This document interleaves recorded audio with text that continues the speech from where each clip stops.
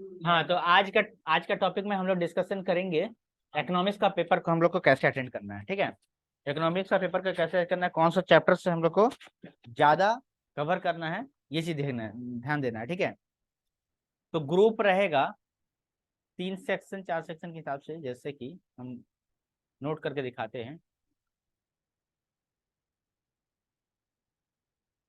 बैठा हुआ है।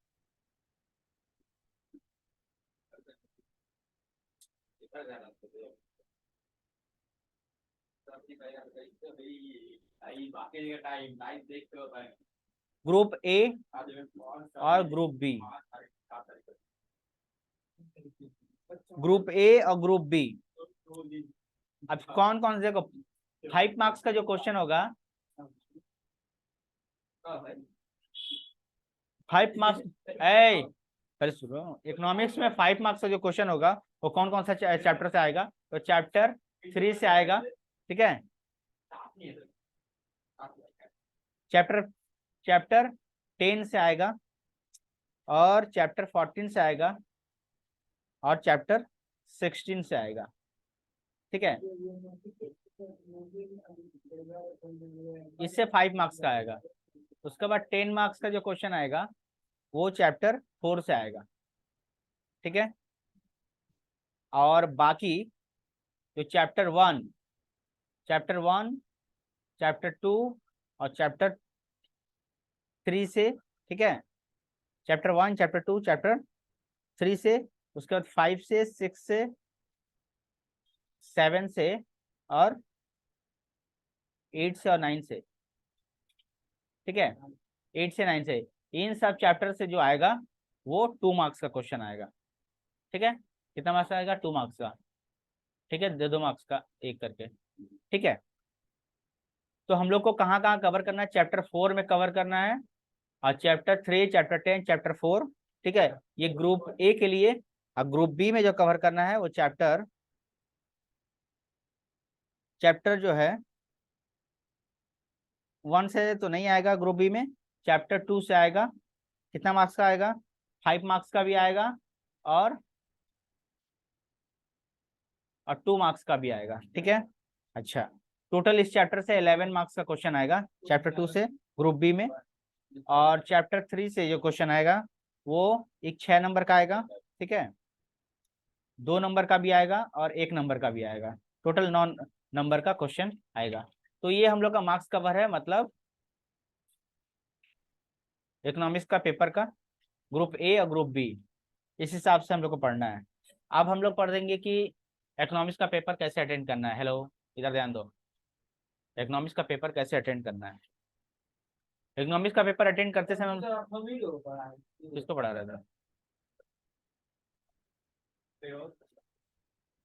इकोनॉमिक्स का जो पेपर है हम लोग का अटेंड कैसे करना है। सबसे पहली बात, मान लेते हैं कि हम लोग का इकोनॉमिक्स का पेपर हाथ में है। ठीक है,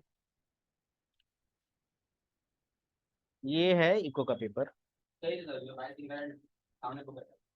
हाँ, जो भी मान लेते हैं इकोनॉमिक्स का हमारा पेपर है। ठीक है, सबसे पहले क्या होता है कि हम लोग को शॉर्ट क्वेश्चन, ठीक है, हम लोग अगर पढ़ के गए, सबसे पहली बात कि हम जो स्टूडेंट अच्छे से तैयारी करके, हम पहले उसके बारे में बता रहे हैं, जो 100% तैयारी करके है उसके बारे में बता रहे हैं। ठीक है, सबसे पहले क्या करता है, पेपर को ऐसे लेना है और लेते ही तुमको पलट देना है पीछे, एकदम डायरेक्ट पीछे, अगर तुम पढ़ के गया है अच्छी तरह से तो। क्योंकि फर्स्ट एन आवर में जो होता है दिमाग बड़ा तगड़ा होता है, स्ट्रांग होता है, और सब चीज लोडेड होता है। ठीक है, डिमोटिवेट इसको नहीं करना है, सबसे पीछे वाला क्वेश्चन पकड़ लेना। पीछे वाला क्वेश्चन सबसे कम सबसे कितना मार्क्स का होता है, अधिक मार्क्स का होता है, मतलब 10 नंबर 4 नंबर 8 नंबर का होता है। सबसे पहला धावा उसी के ऊपर बोल दिए, क्योंकि हम लोग क्या करते हैं ना, सबसे पहले शॉर्ट क्वेश्चन करते हैं, पहला 1.5 घंटा आधा घंटा बर्बाद कर लेते हैं। ट्राई करके रखना कि पहला जो क्वेश्चन है वो हम लॉन्ग क्वेश्चन करें। लॉन्ग क्वेश्चन अगर पीछे से करेंगे ना तो आराम से करेंगे। ठीक है, सुंदर से करेंगे, अच्छा हैंडराइटिंग से करेंगे, और सोचेंगे ज्यादा अच्छा से लिखे, क्योंकि कोई भी जो स्टूडेंट होता है पहला जो 1-2 आंसर होता है बहुत दिल लगा के लिखता है। तो पहला दिल लगा के लिखोगे तो 1 से 1.5 पेज लिखोगे आराम से, सुंदर से हैंड राइटिंग लिखा के आराम से। ठीक है, पहला 10 नंबर का पेपर हो गया। उसके बाद आप पीछे बढ़ेंगे जैसे ही, तो 6 नंबर का 5 नंबर का मिलेगा। ठीक है ना, फिर उसके ऊपर धावा बेलेंगे। ठीक है, उसमें से 4 या 5, 10 नंबर का रहेगा तो 1 या 2 करना रहेगा। जब तक कोई 10 से 20 नंबर का शॉर्ट क्वेश्चन कर रहा है तब तक तुम्हारा इधर 30 नंबर का कवर हो रहा है, तुम चुपचाप पेपर लिख रहे हो, ठीक है। पीछे चले जैसे ही 6 नंबर का, अब उसके बाद पीछे कितना आएगा, 6 नंबर का आएगा, क्या ना, क्योंकि मार्क्स कवर हो रहा है, पहले ज्यादा नंबर में। तो तुम्हारा कहानी देखो, पहाड़ चढ़ने में ज्यादा कठिनाई होता है कि उतरने में? चढ़ने में कठिनाई होता है। हम कहा है पहले ही पहाड़ चढ़ चुके हैं, 10 नंबर का क्वेश्चन पहले लिख चुके हैं, अब वहां से क्या होगा, अब वहां से क्या हो रहा है, उतरने में मेहनत कम लगता है, चढ़ने में ज्यादा पैर दुखता है। अब देखो पहले ही हम चढ़ चुके हैं, 10 नंबर का पेपर, 10 नंबर का पेपर पहले कर चुके हैं, अब उसके बाद 10 से डाउनफॉल में आ रहा है, तो देखो माइंड तुम्हारा पहले से जब एक्टिव था, स्पीड पकड़ चुका है। अब उसके बाद जो मेहनत तुम्हारा, अगर तुम उसमें कम भी लिखता है, सब पॉइंट है, पॉइंट सारा याद करके गया है ना, पॉइंट सारा। अब पॉइंट में तुम लोग क्या है, 5 नंबर 6 नंबर का क्वेश्चन में कैसे लिखना है, जितना 10-12 पॉइंट याद किया है, 12 पॉइंट में क्या है, 5 पॉइंट या 4 पॉइंट जो है, जो याद किया है पहले पॉइंट को लिख दो। पॉइंट 12 तो मान लो याद किया है, तो पहले हेडिंग बनाना, हेडिंग बनाना है, हेडिंग बनाने के बाद क्या करना है, सारा पॉइंट को अच्छी तरह से लिख देना है। लिख दिए पॉइंट, मान लो 12 पॉइंट तुमको याद है, मान लो 10 पॉइंट याद है, लेकिन लिखने के बाद 6 पॉइंट का एक्सप्लेन करो। हम लोग लिखते कैसे हैं, बच्चा लोग कैसे लिखता है, 1 पॉइंट लिखा उसको एक्सप्लेन किया, 2 पॉइंट किया उसको एक्सप्लेन किया, ऐसे तो बच्चे एग्जामिनर को पता ही नहीं चलेगा कि तुमको कितना पॉइंट आता है। नियम क्या है कि अच्छा, अगर अच्छा मार्क्स पाना है तो पहले तो कोई भी क्वेश्चन आ रहा है तो उसके बारे में कुछ तो जानता होगा, उसके बारे में 2 लाइन इंट्रो लिख दो, 1 नंबर वही मिल जाएगा। फिर हेडिंग बनाओ, अगर उसका विशेषता लिखना है तो हेडिंग बनाओ, ये वाला बेस स्टडी में भी काम करेगा। उसके बाद जितना पॉइंट आता है सब लिख दो। जब इतना लिखना है तो 6 नंबर क्वेश्चन है, 3 नंबर 4 नंबर तुमको ऐसे ही मिल गया, एग्जामिनर सोचेगा अरे क्योंकि तो इसको तो पॉइंट वॉइंट सब आता है। अब उसके बाद उसी में से 4 या 5, ऐसा नहीं, 12 पॉइंट लेगा, 12 मार्क्स में से 4 पॉइंट में का डिस्कशन कर दो, 6 में 6 मिलेगा। लेकिन क्या होता है, तुमको 12 पॉइंट याद है और तुम 4 के बारे में जानता है तो 4 के बारे में लिखेगा, आगे पॉइंट दिखा नहीं पाया, माइनस पॉइंट चला गया, याद करके क्या फायदा। तुम पॉइंट सारा दिखाना है, एक्सप्लेन कम करना है, पॉइंट सारा दिखाना है। अब 6 तो पॉइंट याद है तुमको, 6 पॉइंट लिखो, उसके अलावा तुमको एक्स्ट्रा मन है तो 4 को और जोड़ दो, उसमें भी मार्क्स मिलेगा। उससे रिलेटेड तो कुछ तो होगा, अपने मन से बना दो। अब ये देख रहे हैं, मेरिट्स होता है, मतलब इम्पोर्टेंस, कैरेक्टरिस्टिक, मेरिट मतलब लाभ हो गया, अच्छा है, विशेषता बताओ, सब पॉइंट एक ही होता है। 6 को इंपॉर्टेंस तुम याद करके गया है और 4 ठो विशेषता याद करके गया है, तुम इंपॉर्टेंस 4 ठो लिख दिया, 4 और विशेषता वाला 4 ठो इसी में घुसा दो। इंपॉर्टेंस लिखा और 4 ठो कैरेक्टरिस्टिक याद किया, वो भी घुसा दो, कितना हो गया, ज्यादा पॉइंट हो गया। एग्जामिनर खुश है तो 6 नंबर में मार्क्स देगा ही, ज्यादा खुश है तो फुल मार्क्स में दे देगा। कहने का मतलब ये है कि पूरा तुम जो स्टडी करके जा रहे हो पूरा लेके जाओ, और घुसा घुसा के इधर उधर करके लिखते रहो, बस उससे रिलेटेड होना चाहिए। हो गया, ये हो गया 5-6 नंबर का क्वेश्चन अटेंड करते समय, ठीक है। करते गए देखना कि जब तुम्हारा आधा घंटा से 1.5 घंटा बीतेगा, तुम्हारा पेपर जो है पीछे से ग्रुप डी से कंप्लीट हुआ है, ग्रुप डी से कंप्लीट हुआ है और ग्रुप सी गया है, और ग्रुप बी में 2-2 नंबर का क्वेश्चन होता है।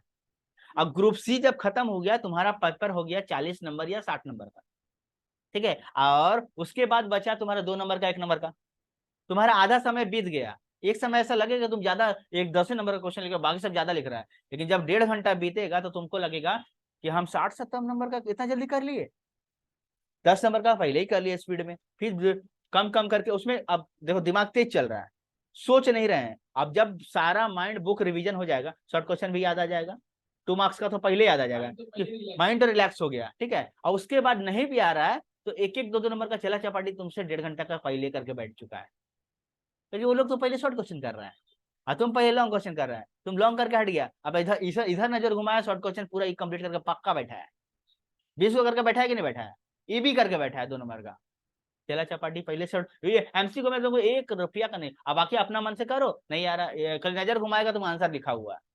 लेकिन अगर फर्स्ट टाइम में अगर तुम करता है तो तुमको ताकना पड़ेगा, अपना भी बताना पड़ेगा कि हाँ इसका होगा, उस समय तुम साइलेंट रहो, तुम शॉर्ट क्वेश्चन कर, क्योंकि लॉन्ग क्वेश्चन तुमको ही अटेंड करना है। टाइम देखना, 3 घंटा का पेपर 2 घंटा में तुम कंप्लीट कर लेगा, उसके बाद इतना एक्स्ट्रा टाइम है, और उसके बाद अपना पेपर को और अच्छा से लिखो। लास्ट में तुम अगर 19-20 भी करता है, बाकी बचा कितना नंबर का पेपर, 2-2 मार्क्स वाला, एक MCQ हो गया, 2 मार्क्स, 2 मार्क्स बना के लिखो, नहीं आ रहा पूछ के लिखो, नहीं आ रहा अपने से लिखो, डिजाइन करके लिखो, अपने तरह से लिखो। देखो मेन मार्क, ये पेपर करने का स्ट्रेटजी है। ये करने से क्या होगा, पेपर तुम्हारा 100 मार्क्स हमेशा कवर होगा, हमेशा कवर होगा। इको हो गया, BSTD हो गया, तो नंबर तो देना पड़ेगा, क्या चीज। हाँ, तुम क्या चाहता है कि तुम्हारा, तुम क्या चाहता है एग्जामिनर तुमको नेगेटिविटी से नंबर देना स्टार्ट करे, पॉजिटिविटी से एग्जाम दो। कोई भी अगर क्रिकेटर आता है तो लंबा छक्का देता है तो उसके लिए पवेलियंस खुश हो जाता है कि नहीं। तो तुम अगर आते लंबा 10 नंबर का क्वेश्चन सुंदर से लिखा और 10 में 10 पाया, 10 में 8 पाया, एग्जामिनर खुश हुआ कि नहीं हुआ। लड़का अच्छा लिखा है, मस्त लिखा है, उसके बाद आगे बढ़ेंगे। अब उसका अगर टेंशन होता भी है तो कहाँ जाके रुकता है वो, 1 नंबर का। तो तुमको पहले से पता है कि अरे एग्जाम का लिख रहा है लड़का, लिखे जा रहा है, लिखे जा रहा है, लास्ट में जाके 1-2 नंबर का क्वेश्चन पे जाके, वो तो सिंपल सा बात है भाई, लड़का लिख ही लिया है तो लास्ट में सही होगा। लेकिन जब एक पहला ही पेज में शॉर्ट क्वेश्चन में 1 गलत, 4 गलत, 3 सही, तो एग्जामिनर का माइंड था ऐसे ही खराब हो गया, पढ़ता लिखता नहीं है। और लॉन्ग क्वेश्चन करने में एग्जामिनर को सोचना पड़ता है। और ऐसा कोई रूल्स नहीं है कि सीरियल नंबर से लिखने का, ऐसा कोई रूल्स नहीं है, ऐसा कोई रूल्स नहीं है जो सीरियल नंबर से लिखे। तुम group D, group E, group be mention करके अच्छे से लिखो, बस बस हेडिंग दो, हेडिंग अच्छा से, नंबरिंग अच्छा से देना पड़ेगा, बाकी पेपर करना तुम्हारे हाथ में, ये चीज है। लेकिन हमने अपना पेपर ऐसे किया, स्ट्रेटजी ऐसे बनाया, और ये हमेशा 100% सक्सेसफुल होता है। टाइम सबसे बड़ा एग्जाम में होता है, क्योंकि देखो नॉर्मल तुम लाख और लास्ट देखो, हड़बड़ में हम लोग आराम से करते हैं, 2 नंबर मिलेगा, 2 नंबर लिखेंगे, हाफ पेज 2 नंबर का क्वेश्चन मन लगा के लिखते, हेडिंग देके है करके अच्छा लिखेंगे, आएगा 2 नंबर में। हेडिंग देना है, मार्क्स बैठाना है, अंडरलाइन करना, तो 10 नंबर वाले में करना। और 2 मार्क्स वाला स्पीड गंदा राइटिंग में भी लिखेंगे तो 2 में 2 मिलवे करेगा, घटेगा तो 1.5 नंबर मिलेगा। तो किसके ऊपर मेहनत करे वो देखो, लास्ट में छुटवो करेगा तो 2 नंबर छूटेगा, 6 नंबर नहीं ना छूटेगा। उसके चक्कर में हम लोग 6 नंबर का क्वेश्चन में कटौती करना स्टार्ट कर देते हैं। आधा घंटा का पेपर है, 6 नंबर का भी करना है, 10 नंबर का भी करना है। ऐसा लाइफ में हुआ है कि नहीं। हमेशा राइटिंग स्किल, जब भी लंबा वाला निबंध लिखते हैं तो हमेशा देखना हड़बड़ में लिखते हैं, लिखते हैं ज्यादा मार्क्स वाला लास्ट में डाल देते हैं हड़बड़ में, आधा घंटा में पेपर कंप्लीट कर सब जो पॉइंट वाला है सब। हिंदी का सीरियल नंबर से करना, हिंदी का नियम है सीरियल नंबर से करने का, हिंदी अच्छा लगता है, हिंदी का पेपर है। बाकी हम BSTD बोल देंगे, इकोनॉमिक्स बोल देंगे, लॉ बोल देंगे, ये सब जो है पॉइंट वाइज डिलेक्ट करता है। एग्जामिनर भी यही चाहता है। अकाउंट्स का भी कोई नियम, अकाउंट्स का भी कोई नियम नहीं है। अकाउंट्स का पहले तुम लॉन्ग करो, पहले प्रैक्टिकल कर लो, फिर थियोरी करो, ठीक है। और ये नहीं कि थियोरी और प्रैक्टिकल मिक्स मत करो, लूज सीट ले लो, थियोरी उसमें लिखते रहो, साइड में लेके लूज सीट लिखते रहो, थियोरी लिखते रहो, पेपर तुम्हारे पैसा तुमने पेपर का पहले पेमेंट कर चुका है ना। तुम पेपर जो है, पेपर का पैसा तुमने पेमेंट कर चुका है। तुम अगर एक पेज बीच में गैप भी दे देते हो ना तो तुमको कोई बोलने वाला नहीं है, ठीक है। तो हमारा यही कह रहेगा कि जब पेपर लो, पहला वाला चिट्ठा पूरा रहता है वो प्रैक्टिकल के लिए रखो, ठीक है। थियोरी, अगर थियोरी अच्छा से आता है तो थियोरी पहले लिखो। अच्छा, दूसरी बात, अब 2-3 ट्रिक। अगर अकाउंट्स का इसमें नहीं बताएंगे क्योंकि हम इकोनॉमिक्स का पेपर डिस्कशन कर रहे हैं। तो इकोनॉमिक्स का पेपर जब भी लिखेंगे तो उसमें डेफिनेशन के समय पर प्रोफेसर लिंक, प्रोफेसर, ये जो डेफिनेशन में तुम लोग को देना ही होगा, क्योंकि अगर मान लो कि किसी का डेफिनेशन दे रहे हैं तो उसके नीचे एक प्रूफ देना पड़ेगा, प्रोफेसर ये, प्रोफेसर वो, उनका डेफिनेशन जब तुमको 2 में 2 मिलेगा। ये प्रोफेसर नहीं, हाँ लिखना पड़ेगा, हाँ हाँ हाँ लिखना पड़ेगा। नहीं नहीं, प्रोफेसर। अब ये भी सोच लो, सुनो, अब ये भी सुन लो। देखो जितना स्टूडेंट को प्रॉब्लम होता है उतना टीचर को भी प्रॉब्लम होता है पेपर चेकर में। वो भी एक दिन स्टूडेंट ही था, ठीक है। अब मान लो कि तुमने प्रोफेसर लिंकन का पढ़ा है अच्छा तरह से, प्रोफेसर लिंकन का तुमको याद है, लेकिन प्रोफेसर ब्लिंकन नाम सुने हो। हम उसके बारे में डेफिनेशन याद किए है ना अभी अभी हाँ, अभी सुनो, अभी नाम सुनो, अभी नाम सुनो। प्रोफेसर लिंकन नाम सुना है, प्रोफेसर लिंकन का डेफिनेशन लिख दिया, वो सही है, ठीक है। अब अगर सोने पे सुहागा करना है तो प्रोफेसर टिंकन लिख दो नीचे। अपने मन से तो डेफिनेशन पढ़ा है ना, उसी को थोड़ा घुमा के वर्ड को इधर उधर करके उसी को 4 लाइन लिख दो, अनवर्ड को मांग डाल दो। एग्जामिनर नहीं खोजने जाएगा कि टिंकन कहाँ जन्म लिया था, तुम्हारा प्रूफ मिल जाएगा, ठीक है।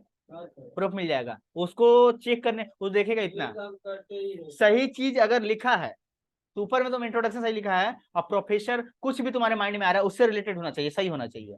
और कुछ भी नाम देख के अगर लिख दोगे तो वो देखने नहीं जाएगा। क्यों? क्योंकि एक बुक में 4 का दिया रहता है, 100 बुक से बच्चा तैयारी करता है और 100 बुक टीचर के पास नहीं है। टीचर के पास कॉन्सेप्ट से चेक करता है। लेकिन मान लो कि प्रोफेसर लिंकन है, प्रोफेसर एडम स्मिथ है, आप प्रोफेसर टिंकन जन्म ही नहीं लिया है, मान लो कोई होगा, इसे क्या दिक्कत है, हम लिख दिए उसमें, वो खुद डाउट, एग्जामिनर खुद डाउट में पड़ जाएगा। लेकिन अंदर का जो सेंटेंस है वो सही होना चाहिए। ये है मार्क्स को इंक्रीज करने का नतीजा, मतलब तरीका है ये कि किसी को सही लिख रहे हैं। पहली बात तो तुमको पढ़ा हुआ होना चाहिए, पढ़ लिख के जा रहे हैं, हम पूरा बुक खत्म करके जा रहे हैं, फिर हम उसमें चालाकी कर रहे हैं, इधर से उधर, उधर से इधर, ठीक है ना। और अब मान लो उपभोक्ता के बारे में पूछेगा और तुम सप्लाई के बारे में लिखेगा तो गड़बड़ है ना। तुमको लिखना है लेकिन सही लिखना है और साथ में स्ट्रेटेजी से लिखना है। पॉइंट मेंशन कर रहा है, ठीक है, पॉइंट मेंशन कर रहा है, पॉइंट तुम क्या करेगा, 1 नंबर 2 नंबर 3 नंबर लिखे नहीं। पॉइंट में जैसे मान लो कि उपभोक्ता की रणनीति या फिर कुछ ऐसा पॉइंट है, कुछ ऐसा पॉइंट, पॉइंट को पहले बीच में लिखो, उसके बाद स्ट्रक्चर के हिसाब से लिखो, डिजाइन बना के लिखो। जैसे बीच में लिखा हुआ है 4 ठो लाइन खींच दो, लाइन खींच के बाद इसका नाम मेंशन करो, डिजाइन सुंदर लगेगा। उसके बाद नीचे एक्सप्लेन करो, वहां पर क्रिएटिविटी दिखाओ कि हमारा पेपर कुछ अलग होना चाहिए, ब्लैक ब्लू से दिखाओ, प्रिंटेड अच्छा लगना चाहिए, सुंदर लगना चाहिए। मान लो कि बीएसटीडी लिख रहे हैं, बीएसटीडी में 8-8 पॉइंट होता है, 10-10 पॉइंट होता है, इकोनॉमिक्स में भी 6-6 पॉइंट होता है। तुम क्या करोगे, इसका हेडिंग दिया और लाइन से 1-2 नंबर के डब्बा बना दिया, डब्बा पे 6 डब्बा, 6 डब्बा मेंटेन किए, है ना, कुछ अलग से पिक्चर मेंटेन किए। तो ये सब जो है पिक्चर मेंटेन करने से ज्यादा मार्क्स मिलता है, ठीक है। अब कहानी थोड़ा और आगे बढ़ाते हैं। मान लो कि तुम ऐसा लिख रहा है, इंडियन इकोनॉमी का लिख रहा है कि 1997 में इतना प्रोडक्शन हुआ, इतना प्रोडक्शन हुआ, और उसी में तुमको पाई चार्ट तो आता है ना, तुमको पाई चार्ट तो आता है ना, है, तुमको क्या आता है, तुमको पाई चार्ट तो आता है ना, हिस्टोग्राम, हिस्टोग्राम तो आता है ना, हिस्टोग्राम तो सीखा है ना। अच्छा, वो भी नहीं सीखा है तो ये को सीखा है ना कि भाई इंडिया जो क्रिकेट है, क्रिकेट का जो marks run rate up and down, up and down, up and down होता है ना, है, होता है ना, लाइन चार्ट, बार चार्ट, सब तो टेलीविजन में पढ़ा है ना। बस किसी इंडियन इकोनॉमी लिखेंगे, इसका इतना प्रोडक्शन, इतना प्रोडक्शन करके उसमें बीच में डायग्राम बना दिया, कुछ इतना 97 में कुछ परसेंटेज डाल दिया, इतना डाल दिया, डाटा डाल दिया, बना के डाल दिया, कोई पर अट्रैक्टिव हो गया। इसके लिए क्या करना पड़ेगा, थोड़ा सा नॉलेज लेके जाना पड़ेगा, थोड़ा सा, मतलब तुम ये सब सोच के रखे हो तो क्वेश्चन है इसमें, तुमको कुछ ना कुछ तो पढ़ के जाना पड़ेगा। पूरा इकोनॉमिक्स का टॉपिक में से कुछ ना कुछ पढ़ के जाना पड़ेगा। पढ़ के जाओगे, तुम्हारा कहना है कि पूरा हम पढ़ के गए, लिखना तरीका मेरा, हम ऐसा लिखेंगे कि मार्क्स देने वाला है तो मस्त मार्क्स बना के देगा। और लिखे तो तुमको पढ़ लेना है इतना। अब मान लो कि किसी एक क्वेश्चन के टॉपिक में बारे में पढ़ लिया अच्छा से, लेकिन उसको अलग अलग तरीके से भी लिख सकते हैं। अब मान लो लिखा है कि विषय विशेषता बताओ, और तुम क्या याद करके गए हो, कैरेक्टरिस्टिक याद करके गए हो, तो कैरेक्टरिस्टिक याद करके गए ना, उसी को कन्वर्ट करके विशेषता में डालो ना, क्या दिक्कत है, समझ में आ रहा बात। ये सब चीज है, ठीक है। तो ये सब लिखने का स्ट्रेटजी है, तरीका है इकोनॉमिक्स का, और भी एक्सप्लेन में बाद में बात होगा, ठीक है। और भी कोई डाउट हो तो पूछते रहना है।